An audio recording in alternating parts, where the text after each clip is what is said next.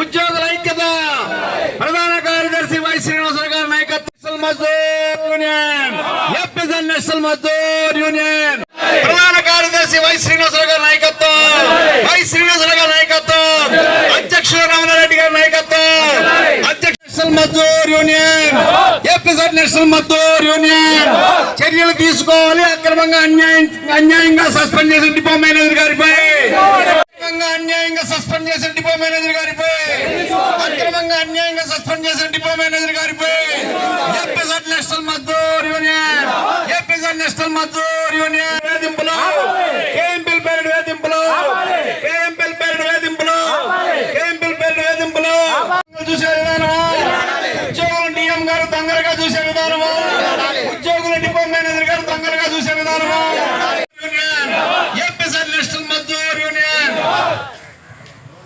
నాయకత్వం వై శ్రీనివాసరావు గారి నాయకత్వం రాష్ట్ర వర్కింగ్ ప్రెసిడెంట్ రామనారెడ్డి గారి నాయకత్వం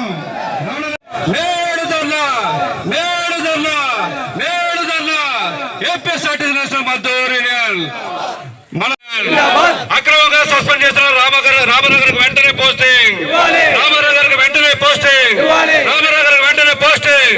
మేనేజ్మెంట్ మొండ వైఖరి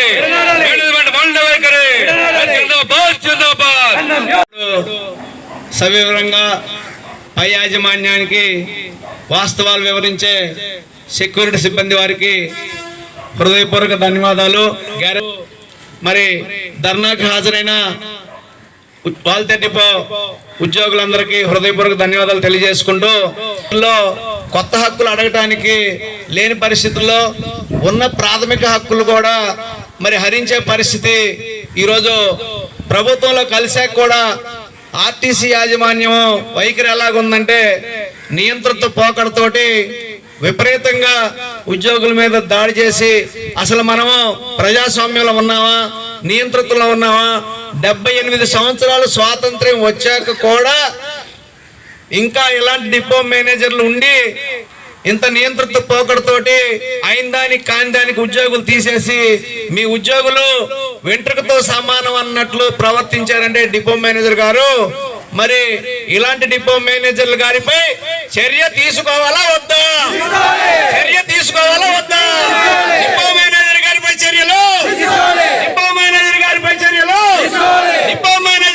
చర్యలు అక్రమంగా అన్యాయంగా సస్పెండ్ చేసిన డిపో మేనేజర్ గారిపై చర్యలు డిపో మేనేజర్ గారిపై ఏమవసరం 400 రూపాయలతో ఉద్యోగాలు పోగొట్టుకునే పరిస్థితి ఉంటుందా? ఎవరైనా ఐడెంటిఫై చేసి కండక్టర్ ఆ రోజు ఇంటికి వెళ్ళేటప్పటికి ఏమవసరం 400 రూపాయలతో ఉద్యోగాలు పోగొట్టుకునే పరిస్థితి ఉంటుందా? ఎవరైనా ఐడెంటిఫై చేసి కండక్టర్ ఆ రోజు ఇంటికి వెళ్ళేటప్పటికి డిపో నుండి బయటకు వచ్చాడు. కానీ వీళ్ళు చెప్పేది ఏంటంటే పట్టుకెళ్ళిపోయారు. ఎంత అన్యాయం అండి ఇది! ఇదేమో పద్ధతేనా? ఉద్యోగం ఎలా తీసేశారు నియంత్రితంగా మాట్లాడితే నీలకంఠ గారు అది కాదండి, క్యాష్ పట్టుకెళ్ళిపోయారట, క్యాష్ పట్టుకెళ్ళి డిపో మేనేజర్ చెప్తే తిరిగి వచ్చి కట్టారని చెప్పారు. కానీ అది ఎంత అబద్ధం అంటే ఇక్కడికి వచ్చి నేను వచ్చి కండక్టర్ను ఆ ఏడీసీని కనుక్కున్న తర్వాత తెలిసింది డిపో మేనేజర్ అని అబద్ధాలు ఆడకూడదు. అంత అబద్ధాలు ఆడితే ఏం సాధిస్తారు చెప్పండి? ఒక జడ్జిమెంట్ స్థానంలో ఉండి తండ్రి స్థానంలో ఉండి వర్కరు నీ దగ్గర పనిచేసే ఉద్యోగికి న్యాయం చేయాలి. అందుకే అన్యాయంగా చేసి పై మేనేజ్మెంట్కి తప్పుడు రిపోర్ట్లు ఇస్తే ఒక రోజు 2 రోజులు మీరు ఏమో తప్పుకుంటారేమో, 3వ రోజు ఎక్కడో ఫిక్స్ అవుతారు. అది 100%. మిమ్మల్ని మేము 2వ చదువు తీసాం. ఫస్ట్ టైం మీకు పట్టుకున్నప్పుడే పట్టుకుంటే మీరు ఆ రోజే తేలిపోయేది. మీరు సాట్ల విషయంలో మీరు ఏం చేశారు మీకు తెలీదా? ఎంతమంది ఆరంభం వచ్చారు? 3 ఆరంభం వచ్చి ఎంక్వైరీ చేశారు. మీరు తప్పు చేశారని తెలిసింది. అయినా మేమేంటంటే మా డిపో మేనేజరే కదని చెప్పి వదిలేసాం. కానీ ఈసారి మాత్రం వదిలే ప్రసక్తి లేదు. జిల్లా సెక్రటరీ చెప్తున్నాను, రేజులు మొత్తం స్తంభించిపోతండి. డిపో మేనేజర్ ఆశామాసంగా ఉండదు.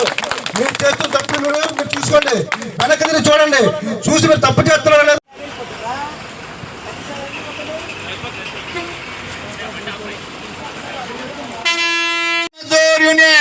ఉద్యోగుల ఐక్యత ప్రధాన కార్యదర్శి వై శ్రీనివాసరావు గారి నాయకత్వం అధ్యక్షుడు రామనారెడ్డి గారి నాయకత్వం అయితే ఈరోజు 2వ రోజు శాంతియుత నిరసనలో భాగంగా వాల్తేరు డిపోలో 2వ రోజు ధర్నా కార్యక్రమం భారీ స్థాయిలో నిర్వహించడం జరిగింది నేషనల్ మజ్దూర్ యూనియన్ ఆధ్వర్యంలో.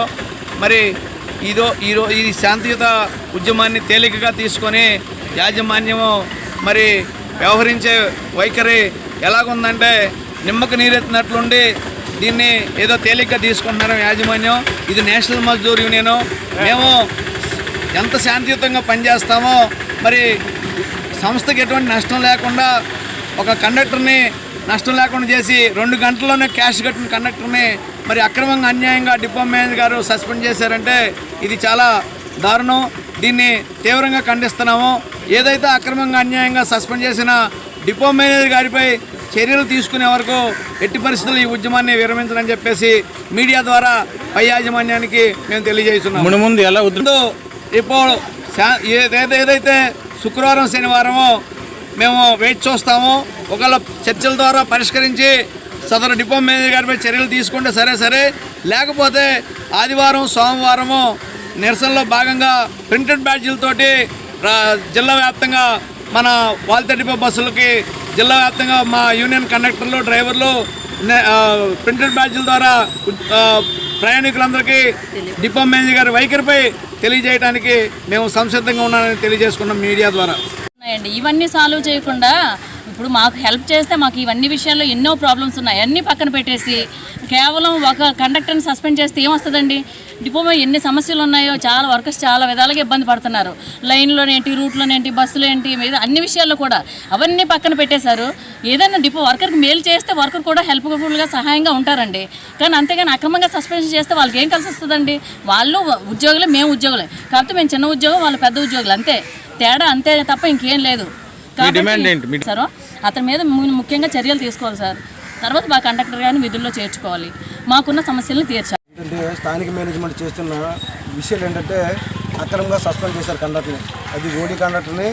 అది చేస్తున్న విధానం ఎలా ఉందంటే వాళ్ళు చేసిన తప్పుని కండక్టర్ మీద, అక్కడ ఉన్న ఓడీ కండక్టర్ మీద వాళ్ళు రుద్దేసి మేము తప్పు చేయలేదు, వాళ్ళే తప్పు చేశారన్నట్టుగా నిరూపించడానికి అయితే ప్లాన్ చేస్తున్నారండి. మరి స్థానిక మేనేజ్మెంట్ వరకు అయితే ఇంతకుముందు షార్ట్ల విషయంలో కూడాను అతని మీద ఎంక్వైరీ జరిగింది. ఎంక్వైరీ చేసిన ఇతను చేసినంత ఫ్రాడ్ అని చెప్పి తెలిసిపోయింది. తెలిసిన తర్వాత ఇదే డిపోలో షార్ట్లు కూడా క్యాన్సిల్ చేశారండి. షార్ట్లు క్యాన్సిల్ చేసి మళ్ళీ షార్ట్లు ఇప్పుడు కొత్త షార్ట్లు వేస్తున్నారు. మరి ఇటువంటి మేనేజ్మెంటు, ఇటువంటి డిపో మేనేజరు ఎన్నిసార్లైనా అతని మతంలో మార్పు అయితే లేదు. వర్కర్ సంసిద్ధంగా పనిచేస్తున్నప్పుడు కూడా వర్కర్ని రెచ్చగొట్టే విధానాలపై అతని మీద అయితే చర్య తీసుకోవాలి. ఎందుకంటే వర్కర్ని రెచ్చగొట్టదు, పనిచేసే విధానం, పని చేయించుకునే విధానం తెలియాలి. వర్కర్ పనిచేస్తున్నప్పుడు కూడా వాళ్ళు రెచ్చగొట్టి వాళ్ళ విధుల మీద మానసికంగా ఒత్తిడి తెచ్చి వాళ్ళ విధులకు హాజరు కాకుండా వాళ్ళ డ్యూటీల్లో ఒత్తిడి చేసి వాళ్ళని ఇబ్బంది పెట్టే పరిస్థితులు ఎప్పుడైతే డిపో మేనేజర్ తీసుకున్నారో అతని మీద అయితే చర్య తీసుకోవాలి. ఎందుకంటే వ్యక్తిగతంగా ఎవరికి ఎక్కువ కాదండి. మేము ప్రభుత్వంలో విలీనం అయినప్పుడు కంటే ప్రభుత్వం విలీనం అయిన తర్వాతే ఇటువంటి మేనేజర్లు అయితే వీళ్ళకి పని పట్టలేదు. ఎక్కడైనా పని ఉండేది. ఒకప్పుడు రోడ్ల మీద వెళ్ళి బస్ పాయింట్లో ఉండేవాళ్ళు. వీళ్ళు బస్ పాయింట్లో లేదు, వీళ్ళకి పని పట్టలేక కండక్టర్ డ్రైవర్ల మీద హెరాస్మెంట్ చేసి వాళ్ళు సస్పెండ్ చేస్తారు. వీళ్ళు చేయవలసిన పనులు చాలా ఉన్నాయండి. ప్రజలకి బస్సులు తగ్గించేస్తున్నారు, ప్రజలకు సేవ చేయాలని ఆలోచన లేదు. ఇక్కడ ఉన్న కార్మికులకి కనీసం మౌలిక సదుపాయాలు అయితే కల్పించట్లేదు. మరి ఇటువంటి డిపో మేనేజర్ ఉండే కంటే ఇలాంటి రోజులు సస్పెండ్ చేయడమే సరైన విధానం అయితే నేనైతే రేషన్ సెక్రటరీగా నేను ప్రగాఢంగా నమ్ముతున్నానండి. ఇతని మీద చర్య తీసుకున్న తర్వాతే కండక్టర్ మీద ఇటువంటి ఉద్యోగం గురించి మేము మాట్లాడతాం. ముందు ఇతని మీద చర్య తీసుకోవాలి.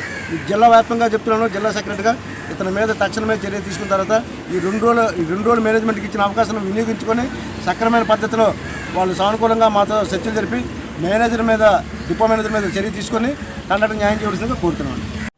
ఆ కండక్టర్ మీద అన్మాషంగా చర్య తీసుకోవడం అది చాలా బాధాకరం అండి. ఈరోజు ఫ్లాగ్ హాస్టింగ్లో ఆయన మాట్లాడారు, సందేశం ఇచ్చారు. ఆ సందేశం ఏంటంటే ఒక్క బస్సు సరిగ్గా బస్ స్టాప్లో ఆపలేదని. బస్ స్టాప్లో ఆపడానికి అక్కడ ఆటోలు బోర్డులు ఉంటాయి. ఇంతకుముందు అయితే డిపో మేనేజర్లు అయితే ఆఫీసర్లు అయితే ఎవరైనా ఏ బస్సుల్లో ఏమున్నాయని బస్ స్టాప్లో అయితే తనిఖీ చేసేవారు. ఇప్పుడు ఈయన డిపోలో పరిమితం అయిపోయింది తప్ప ఎక్కడ ఏం చేయలేదు. ఆయన ఉదయం వచ్చినంటే ఎవరి మీద కంప్లైంట్లు ఇచ్చారు, ఏం చేశారు, ఇవే తప్ప వాళ్ళు వేధించడం. కేఎంపీల మీద బస్సులు అయితే కాలం చెల్లిపోయిన బస్సులు తిరుగుతున్నాం, చాలా ఇబ్బంది పడుతున్నాం ట్రాఫిక్లోని. అక్కడ డిపో మేనేజర్ గారి కార్యాలయం దగ్గర అయితే రోజు మందు కొట్టి అనేక రకాలుగా తిరుగుతుంటారు. ఆయన చూస్తూ కనీసం చర్య తీసుకోరు. ఈ లోపల నుంచి బస్సు రావడం అంటే చాలా కష్టం. మెయిన్ రోడ్ల మీద తిరిగే కంటే రోడ్ల మీద తిరిగే బాధపడే కంటే ఇక్కడ డిపోకి ఇన్కమింగ్ అయ్యే టైంలో చాలా బాధాకరంగా ఉందండి. కనీసం ఎవరి మీద యాక్షన్ తీసుకోరు. ఆయన అలా చూస్తూ వెళ్ళిపోతుంటారు. గతంలో ఒక డిఎం గారి మీద అయితే వాళ్ళు కొట్టడం జరిగింది, ఆయన దగ్గర డబ్బులు వసూలు చేయడం జరిగింది. మేము దాని మీద తక్షణంగా చర్య తీసుకోవాలని మేము కోరుతూ